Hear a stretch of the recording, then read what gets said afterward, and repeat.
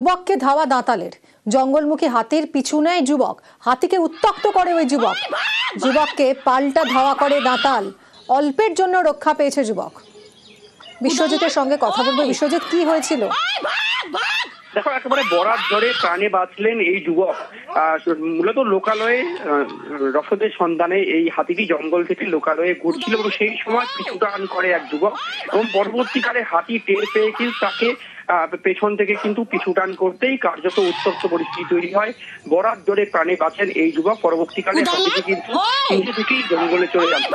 তুমি জানো যে শীত শুরু হচ্ছে এবং এই সময় কিন্তু জঙ্গল থেকে বিভিন্ন হাতিরা রসদের সন্ধানে লোকালয়ে ঢুকে পড়ে। সেরকমই কিন্তু এই হাতিটি দাঁতাল হাতি এলাকায় ঢুকে পড়ে এবং তাকে উত্তপ্ত করতে কিন্তু এই যুবকটি পরবর্তীকালে প্রাণের ভয়ে বেঁচে যান।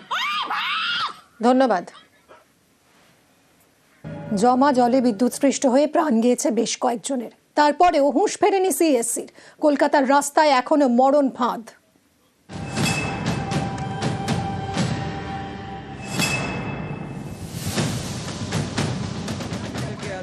ধর্মতলায় সিএসসির অফিসের সামনে বুধবার তুমুল বিক্ষোভ।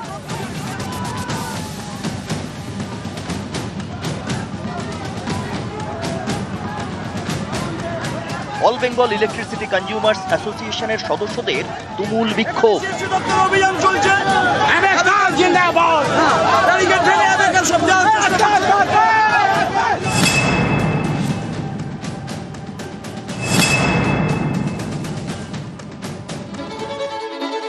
সোমবার রাতে টানা বৃষ্টি, তার জেরে জলমগ্ন কলকাতা।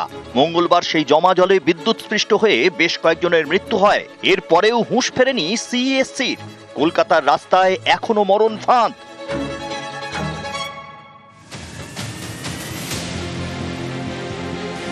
উল্টোডাঙ্গার হাটকোমর, মঙ্গলবার কোমর সমান জল ছিল এই এলাকায়। বুধবার সেখানেই ফুটপাতে মরণ ফাঁদ। উপড়ে পড়ে রয়েছে সিএসসির জাংশন বক্স। জিনিসগুলো যে পড়ে রয়েছে, এ তো যে কোনো মানুষের বিপদ হবে। মৌলালিতে জোড়া বিপদ, একদিকে খোলা ইলেকট্রিক বক্স, অন্যদিকে জাংশন বক্সে আবর্জনার স্তূপ। যে কোনো মুহূর্তে ঘটে যেতে পারে বড়সড় বিপত্তি। বিপদ এড়াতে ইলেকট্রিক বক্সের চারপাশে প্লাই দিয়ে ঘিরে দিয়েছেন স্থানীয়রাই। অনেক ভয় আছে আমার। আমি তো কালকে একদম বাইরে করলাম না, বাইরে চলে আসলাম না। জল জমেছিল এখানে? হ্যাঁ, অনেক ভর্তি ছিল, একদম পুরো ভর্তি ছিল এখানে। আপনার এই আমার দোকানে ঢুকে গেছে। শ্যামবাজারের কি অবস্থা দেখুন, সিএসসির জংশন বক্সের কোনো পাল্লাই নেই।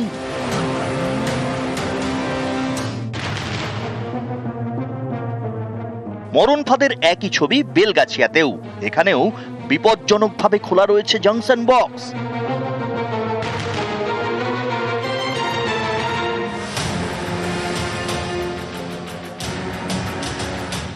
মঙ্গলবার রাতে ঢাকুরিয়ায় রাস্তার পাশে সিএসসির জংশন বক্সের ছবি দেখায় নিউজ 18 বাংলা।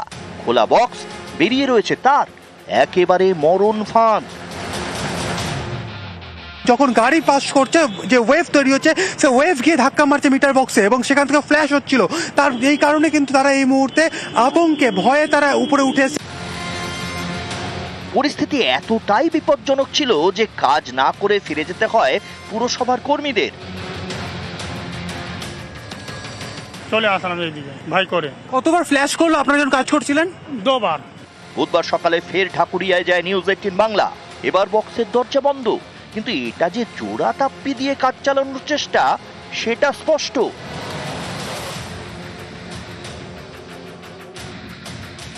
এই পোল বক্সের বা সার্কিট ব্রেকার বক্সের যে বক্সগুলি রয়েছে সেগুলিকে ভালোভাবে বন্ধ করে দেওয়া হয়েছে এবং যেগুলি তার বেরিয়েছিল বাইরে থাকা তারগুলোকে ভেতরে ঢুকিয়ে দেওয়া হয়েছে।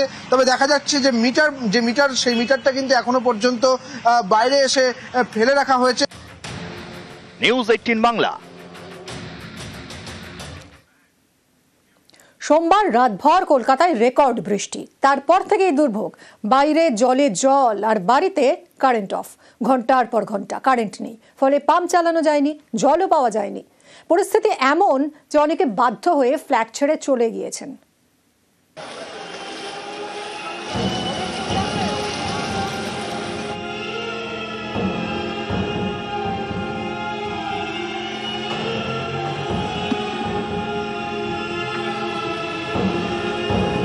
কম ইনকাম ওরা করে না। মাননীয় মুখ্যমন্ত্রী বলছেন আমরা তাদের সঙ্গে সহমত, কিন্তু তারপরেও সিএসসির মনে তরঙ্গ নড়েনি, তিতিবিরক্ত হয়ে আছে পুরো একদম। There's no health, there's no water, there's no electricity. It's very difficult. বাচ্চাটাকে নিয়ে কোথায় যাবেন এখন? We have another accommodation. We are going there. They're not being able to do anything. The drains are blocked. Where will they pump out the water? There's no space for them to do that.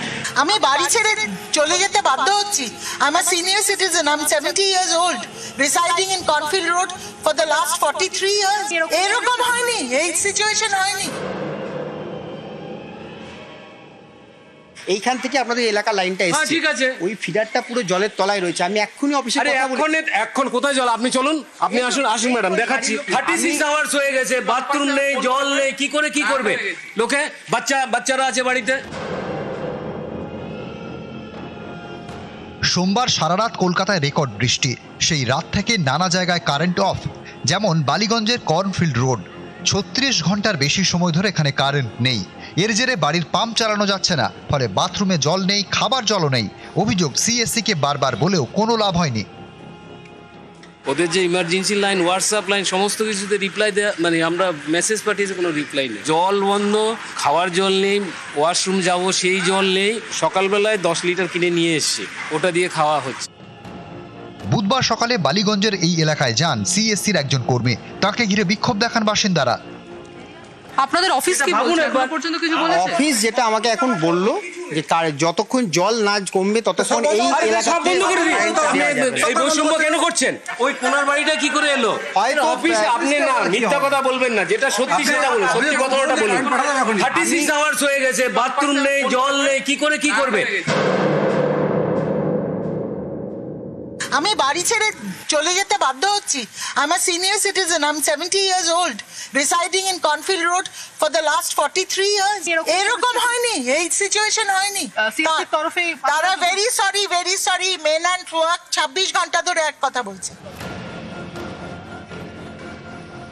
Survey পার্কেও একই ছবি। সোমবার রাত থেকে এই আবাসনে current of, ফলে ভোগান্তির এক শেষ। There's no help, there's no water, there's no electricity. It's very difficult. বাচ্চাটাকে নিয়ে কোথায় যাবেন এখন?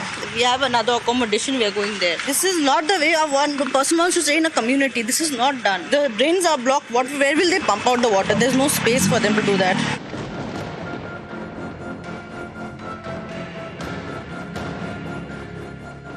পাটুলিতেও একই ভোগান্তি। অনেক বহুতলেই কারেন্ট নেই, ফলে পাম্প চালানো যায়নি। জল পেতে হয়রানির এক শেষ। বৃদ্ধ বয়সে জল টানতে হচ্ছে।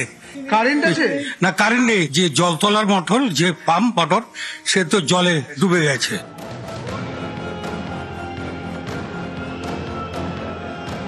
ট্যাংরার ক্রিস্টোফার রোড, রাস্তায় জল, ঘরে জল। মঙ্গলবার থেকে কারেন্ট নেই।